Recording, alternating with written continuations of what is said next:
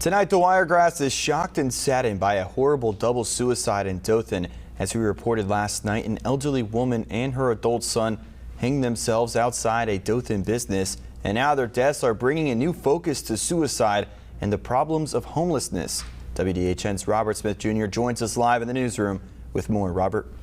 Yeah, hey Mike, the mother and son was only here for about 3 weeks as they were trying to survive with the little they had for at least another week until they could afford to find a cheap place to stay. That evening, authorities responded to a devastating scene behind Dollar General on Ross Clark Circle, where they found out a homeless 80-year-old mother and her 55-year-old son had taken their own life by hanging themselves. An eye-opening and heart-wrenching scene for Coroner Robert Byrd, who had never seen a double suicide in his 36 years of service. It's just painful to me to think what kind of pain they were in to do that. Byrd says the elderly mother and her son had purchased phone charging cords from a business on Ross Clark Circle, went behind the business, and tied the cords around the handrail of a dumpster. Cords restrict the blood supply to the brain, and you get drowsy and you lean over, and then your airways are obstructed, and then you pass away. And they were holding hands when it occurred. Hal, a patron of the Dothan Library, says he had a brief conversation with the mother and her son last Friday at the library. The mother and her son was on the move from Key West, Florida to find a place to live in Dothan. They were in Dothan for less than 3 weeks. The mother was retired and on Social Security, and the son was on disability. They had little to no money due to traveling to Dothan, and they were waiting on their next government check to hit before getting a hotel to stay. The gentleman that works at the In-Town Suites actually gave them a room the night before they passed away for them to sleep in.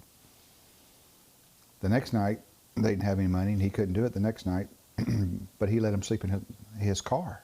Blew their bankroll getting here, and then when they got here, the homeless shelter wanted to separate them, so they were stuck.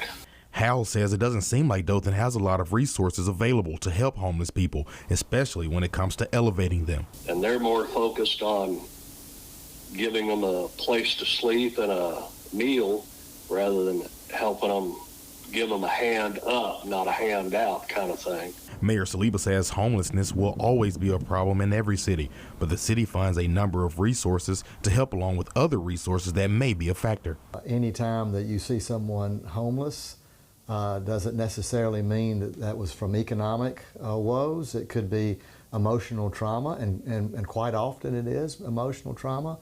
It could be addictions that they not have been able to handle. He says this leads to bigger problems like suicide. The country saw an all-time high just last year. Dothan, like every other place, experiences lots of suicide, and it's a very sad and very traumatic issue. Now, Mayor Saliba says there should be more time and effort looking into factors causing suicides, and hopefully the state and federal levels could provide financial help. We're live in the newsroom tonight. Robert Smith, WDHN News for the Wiregrass.